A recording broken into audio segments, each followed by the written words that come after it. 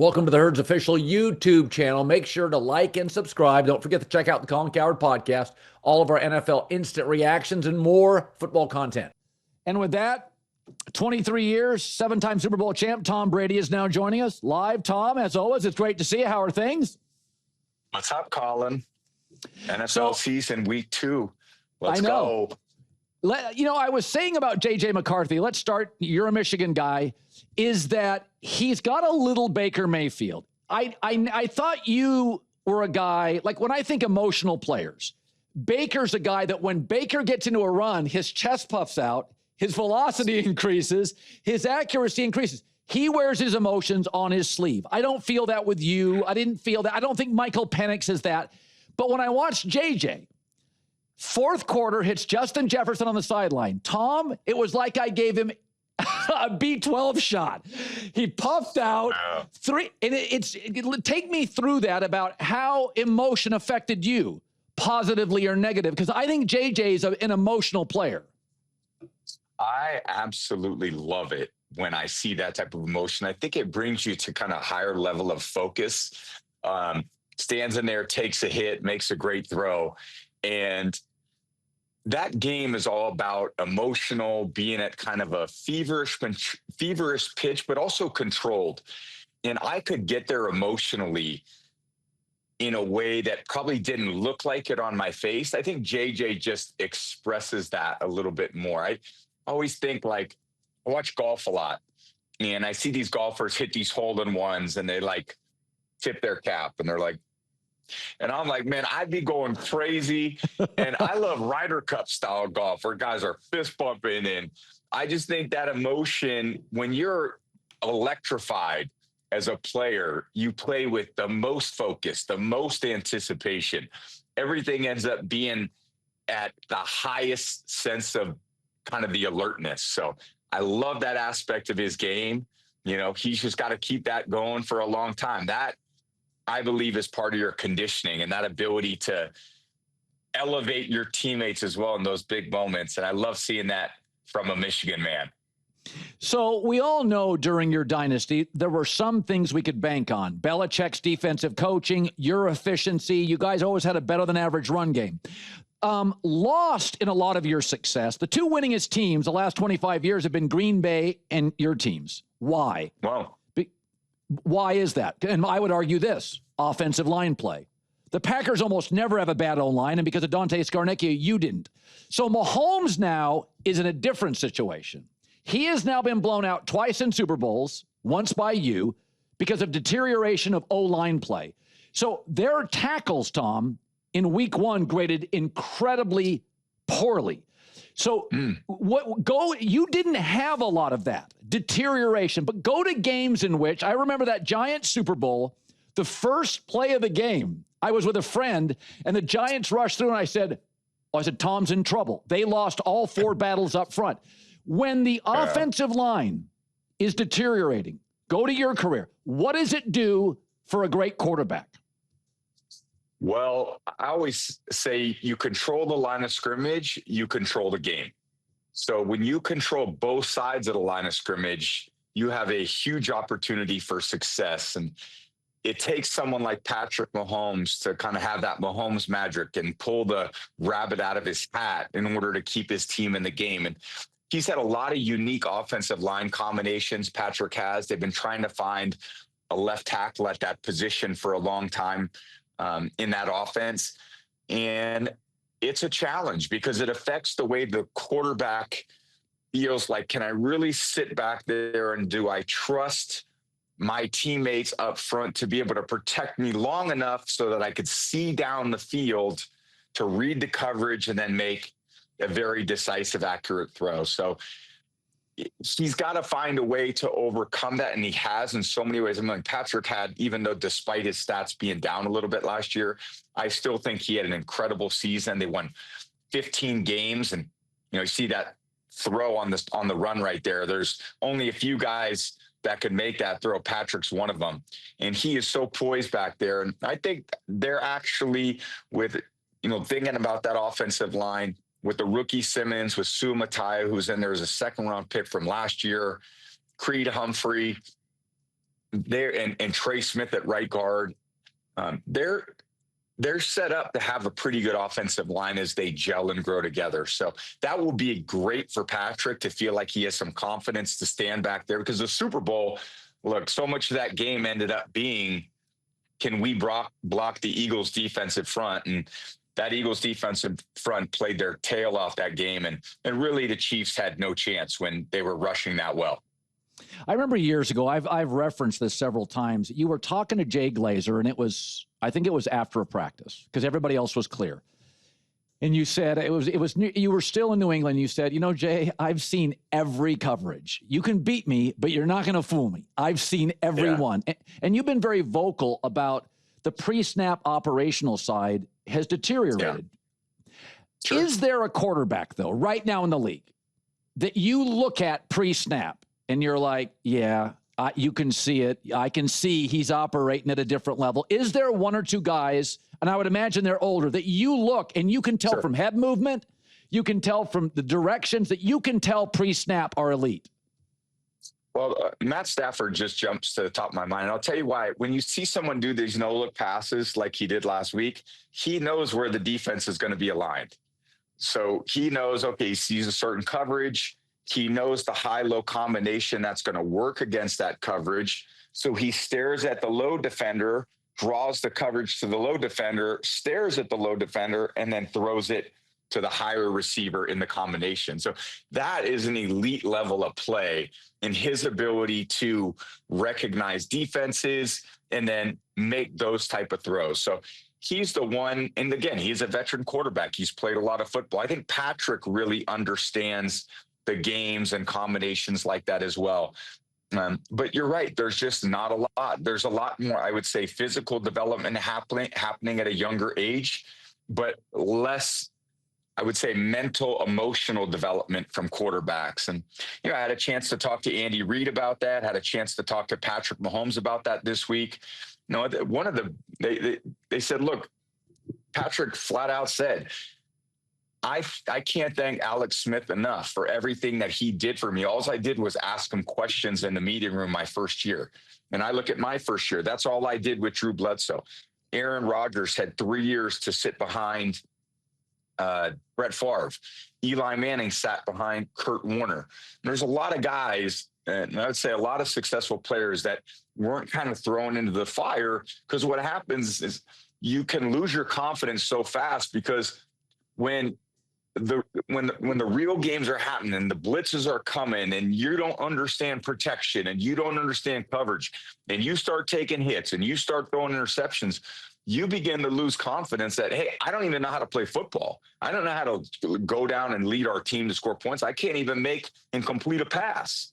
So if you're sitting in a meeting room and learning, I actually think that's the best way to learn, because you can understand it on the board. You can understand it on the video screen. You can go out to a walkthrough, and then you can learn and practice by making a lot of, good decisions, bad decisions, without necessarily being critiqued from the outside world and losing. Look, you got PFF grading you every week, like you were just referencing there before I came on. They're grading you. And now you go as a first-year quarterback, you barely know shit, and now everyone's telling you suck, and it takes a while to regain your confidence. You lose your whole fan base, and it's really unfortunate. But that's very much the state of the league. And I think we've dumbed down the game in so many ways to allow for a lesser caliber developed player to get in there and lead an organization. So, I always had this theory that quarterbacking should be easier now. You have personal coaching, 7-on-7 camps. Guys like you and Drew Bledsoe and Troy Aikman have told me, I literally had 8 high school games a year. You're like, I had 40 starts, including high school. Well, guys now have 10,000 snaps by the time they're 14 years old. So I've always said, as a sports commentator, I used to give guys 3 years. My argument now is Thanksgiving year 2, the GM, the coach, the coordinator need to go upstairs in a room privately, raise their hands, yes or no. And I don't care where you drafted him. I would give Caleb 11 more weeks, Caleb Williams. Let's go upstairs. Is that fair? I know it sounds kind of harsh, but Thanksgiving year 2, I believe quarterbacks if the operations aren't there, he's not the guy. Is that too soon? Yeah, but I would argue this. You're assuming that everybody knows how to develop a quarterback. You're assuming that you're going into a program. I mean, I'm telling you, there's a lot of people who have no idea what they're doing when they're tasked with coaching a quarterback or calling an offense. So are you saying, I mean, just like we rank quarterbacks 1 to 32, do you rank offensive coordinators 1 to 32? Do you rank quarterback coaches 1 to 32? Well, what if you have the 32nd ranked coordinator in someone's mind, or the 32nd ranked quarterback coach? How is he getting a level of development that the guy who's first is getting? When I got to the Patriots, I sat behind Drew, who was a franchise quarterback, right? In my second year, it's training camp, and we had a very good quarterback coach named Dick Rabine, and God rest his soul. Unfortunately, he passed away in training camp and of a heart attack. And it was a very difficult loss for our team. And the way that we found a way to continue on that season is Bill Belichick became more of a quarterback coach than we ever imagined him being a quarterback coach. He was obviously a head coach, very involved in defensive game planning, but he decided to come in every week and talk to the quarterbacks about coverage. All right, guys. And he would do these big write-ups, and I still have them all because I kept everything. Tom, this is cover 1. This is how they play it. This is who is responsible for who. Okay, if we line up in a bunch formation, this is how they're going to handle the bunch formation. This is why they do that. This is the weakness of that, why they do that. You shouldn't do this if this is how they cover this. Okay, this is cover 2. This is how they cover. They play 2 variations of cover 2. When they're in this variation, this is what they're trying to stop. When they're in this variation, this is what they're trying to stop. Okay, this is cover 4. This is how this team uniquely plays cover 4. We shouldn't line up in this formation to try to run this concept. For 1 year, for actually more years beyond that, that's how I developed and learned, oh shit, defense calls a certain play. This is how we can put them in this formation, and they can back the coverage off, and I'll have a short throw underneath. Oh, great. I love that. Let's do that. Nobody's getting that type of development. So I learned from an offensive standpoint watching Drew and having very good offensive coaches. Then I had a defensive coach, the best one of all time, teach me how to read defenses. Then I would go out and meet with player personnel people, who are very talented. Okay, we'd go through the entire defensive lineup. Okay, these are all the things that this defense does. This is what this player does well. This player does well. This player does well. That's development. You're giving people knowledge and information that you could take to the field so that you could play with confidence and anticipation, and that would free you up to play a very aggressive style of football. So I'm saying, what if you're a quarterback and you go to a system and they don't teach you coverage? They don't teach you cover 1. They don't teach you cover 2. They don't teach you cover 4. They don't have personnel meetings. They give you an offensive game plan and they go, all right, buddy, here you go. Figure it out. And after Thanksgiving of your second year, they're going, man, this guy just can't play anymore. He stinks. He can't read coverage. It's like, dude, what did you teach him anything? Did you groom him? Did you spend time after practice? Did you work on the physical parts of his game? Did you work on his throwing mechanics? Did you work on his drops? Did you work on the mental parts of the game? Did you understand how to help him study film better? So all these aspects, physical part about football, the physical part is one aspect. I was 199th pick in the draft because so many people were focused on a physical skill. Tom Brady, too weak, couldn't stand in the pocket. If he gets hit, he's going to go down. Lacks a really strong arm. That was kind of bullshit. But what I really understood, the mental, emotional part, I could bring a consistent, competitive, winning attitude to the game every day, or to practice and the games every single week.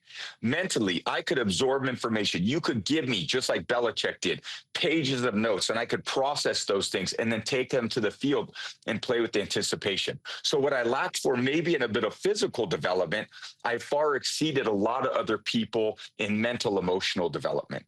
And that's a hard thing to evaluate. But I'd also say there's not many people who even know what to do.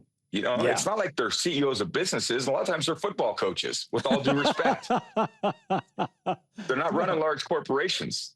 Right. You know, as Bill Parcells said, you know, they're PE coaches a lot of times that get elevated to, you know, coaching positions. You know, it's funny. I said I thought Jayden Daniels last year, not because he can move or he has a nice arm. It was the best rookie quarterback I'd ever seen in terms of poise, 2-minute drill that had to play. Now, Mahomes was great, but he got to sit behind, you know, Alex Smith, who's the great teacher. But I mean, drafted, play, now, go. And I was thinking about this, and the thing that blew me away with him, and Kingsbury was saying this in camp, and I remember being on there saying, Cliff, slow down. You're raising the bar. Cliff's like, I can't believe this kid. And I'm like, guys, he's a rookie. Bring it down. His poise, and you know what I think about this is crazy. You had this at a very early age, your first year starting, right? Replacing Drew. Is it parenting? Like, I think it's innate that some kids have, right? Like, and I watched Jayden Daniels. I'm going to look his parents up. What did his parents do? He was so cool and calm. I don't think you can teach that. I'm watching him in week 3. There's a $1:20 on the clock. No facial expression. I'm like, okay, that's from home. That's from something. I believe the one thing you can't teach, nobody can teach it, is you are either calm in crisis or you're not. That if you're anxious in a teeth clencher, it never goes away no matter how good you can get. Explain that. You had it, Jayden had it. Did you learn it or did you have it when you were 12? Yeah, there's poise and composure in big moments that I do think separates kind of elite performers. And I would say it's probably a high sense of self-confidence in big situations. You see that with Patrick Mahomes. I think he's probably one of my favorite ones in the NFL, right? For a lot of reasons, but you see his face in big moments and it just doesn't seem, it's a big moment for everybody else except him. And the difference is he actually looks more focused and more urgent and more ready to go. And, he's just so laser focused. And there's some guys that play like that. And there's others that look a little bit frenetic. I mean, Tiger Woods look like that in golf. The bigger the moment, the more determined he looked. That's probably the right word. Yeah. And there's certain people who have, I would say, no fear of failure. And that frees you up to go out and be your best, because people that fear failure, well, then that means they're trying to control it. Yeah. And when you feel that lack of control or lack of confidence, well, people can see it on your face. A lot of times you could see it in the eyes of the quarterback. So, Jayden is very impressive in everything that he's done. Certainly his last year was one of the great rookie seasons of any young quarterback. And again, we had him last week. We had Commanders Giants. Like, I'm always looking for, okay, that's great. What's the next step in development? And then the next step and the next step and the next step. And, from the time that you start to the time you finish, there needs to be an upward trajectory every single year based on all the things that you experience. And it's a lot of things that happen physically, mentally, emotionally over the course of a career, life, on the field, off the field, that you need to be able to grow with as you get a little bit older and you continue to develop. All right, big game this weekend. Ratings are up. Tom, you sounded great. You sounded comfortable. And congratulations and all that stuff. Hey, good start for everybody. You know what it is? I got the best team in the world. I got the best partner, Kevin Burkhardt, next to me, Aaron and Tom on the field, Z and Roos down in the truck along with everybody else. And I love my team at Fox. I know we're just going to keep getting better. We're going to stay humble. We're going to stay hungry. We're just going to keep working as hard as we can to show up for one another and try to provide the viewer with the best possible experience. And this week, America's game of the week, 4:25 Sunday, Eagles at Chiefs. Couldn't get a better game. Super Bowl rematch. I am fired up, and it's Thursday afternoon. Let's go.